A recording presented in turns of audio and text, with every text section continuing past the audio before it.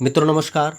आज हम इस वीडियो में जानेंगे राजस्थान सरकार द्वारा संचालित विद्यार्थी सुरक्षा दुर्घटना बीमा योजना में विद्यार्थी की मृत्यु होने पर तथा विद्यार्थी की शारीरिक क्षति होने पर किस प्रकार से इस योजना का लाभ प्राप्त किया जा सकता है।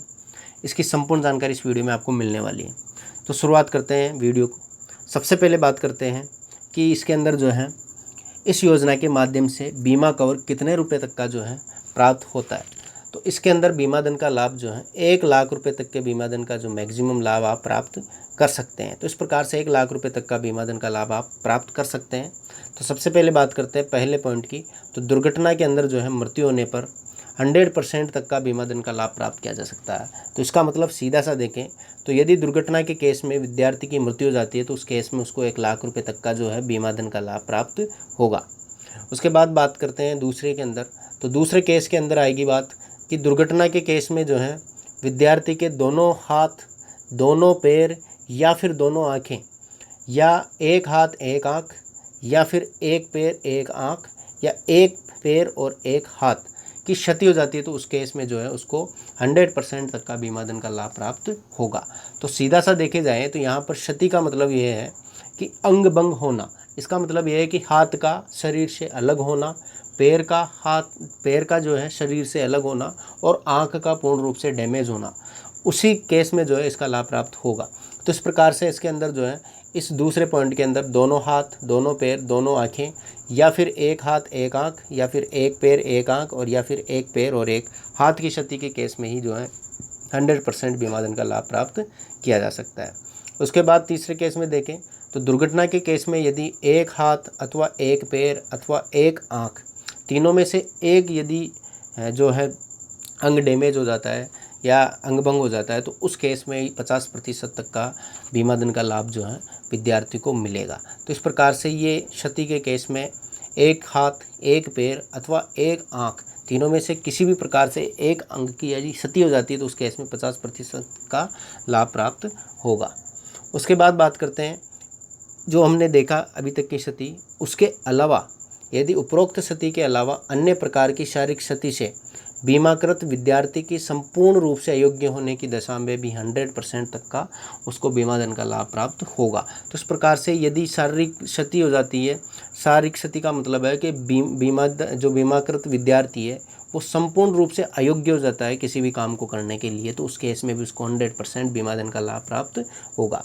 उसके लिए वो बात करते हैं कि आंशिक क्षति के केस में किस प्रकार से विद्यार्थी को लाभ प्राप्त हो सकता है। इसके अंदर तो यदि विद्यार्थी की श्रवण शक्ति की क्षति हो जाती है तो उस केस में विद्यार्थी को 50% तक का बीमा धन का लाभ प्राप्त होगा। तो इस प्रकार से यदि वो बहरा हो जाता है या उसकी जो श्रवण शक्ति थी वो बिल्कुल ख़त्म हो जाती है तो उस केस में उसको 50% तक का बीमा धन का लाभ प्राप्त होगा।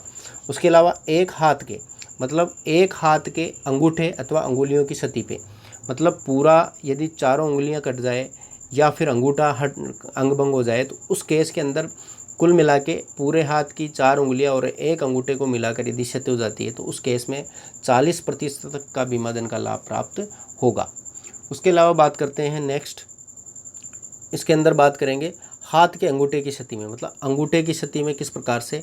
तो हाथ के अंगूठे की क्षति मतलब एक हाथ की यदि अंगूठे की क्षति हो जाती है, मतलब दोनों अंगुलियाँ, मतलब अपन देखें प्रत्येक जो उंगली होती है उसके अंदर 3 अंगुलियाँ होती है और अंगूठे के अंदर 2 अंगुलियाँ होती है।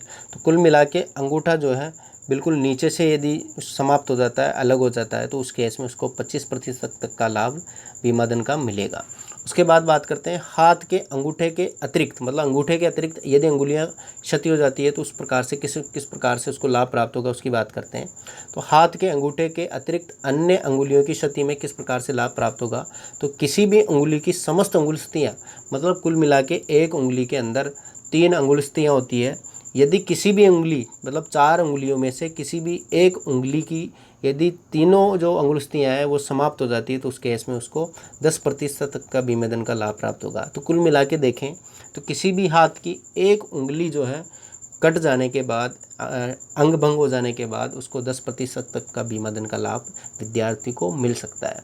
उसके बाद बात करते हैं किसी भी उंगली की 2 अंगुलियां, मतलब ये जो अंगुलिस्ती होती है 3, उसमें से यदि ऊपर वाली 2 यदि कट जाती है तो उस केस में एक हाथ की 1 उंगली की 2 अंगुलिस्तियाँ यदि कट जाती है उस केस में 8% तक का लाभ प्राप्त होगा। उसके बाद बात करें तो किसी भी उंगली की 1 अंगुलिस्ती मतलब ऊपर वाला जो है जहाँ पे नाखून है तो उस केस में यदि वहाँ से उसको डैमेज हो जाता है, वहाँ से कट जाता है तो उस केस में 4% तक का उसमें लाभ प्राप्त होगा। तो कुल मिला के 1 लाख रुपए का 4% तक का लाभ उसमें प्राप्त हो जाएगा विद्यार्थी को। उसके बाद पाँव की बात करें तो पाँव में देखेंगे किस प्रकार से होगी।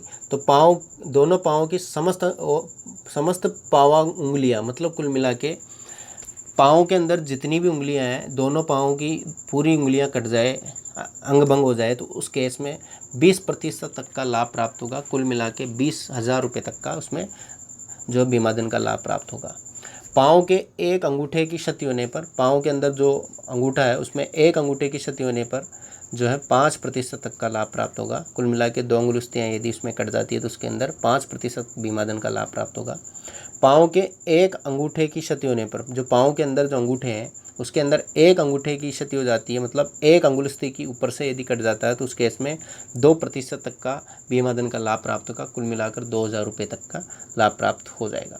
उसके बाद बात करें अंगूठे के अतिरिक्त, यदि अंगूठे के अतिरिक्त पाँव की 1 या अधिक उंगलियों की क्षति हो जाए, मतलब अंगूठे के अलावा यदि 4 उंगलियां हैं उनमें से 1 या अधिक अंगुलियों की क्षति हो जाती है, दोनों अंगुलिस्तियों की क्षति हो जाती है तो उस केस में 1,000 रुपये का उसको बीमा धन का लाभ प्राप्त होगा।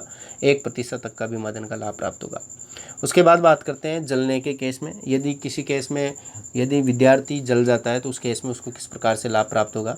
तो संपूर्ण शरीर के 50% तक का हिस्सा या उससे अधिक हिस्सा जलने पर जो है उसको 50% तक, कुल मिला के 50,000 रुपये तक का उसको बीमा धन का लाभ प्राप्त होगा।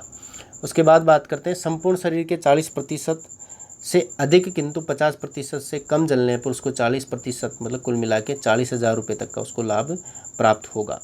उसके बाद बात करते हैं संपूर्ण शरीर के 30% या इससे अधिक किंतु 40% से कम जलने पर जो है उसको 30% तक का बीमा धन, कुल मिला के 30,000 रुपये तक का उसको बीमा धन का लाभ प्राप्त होगा।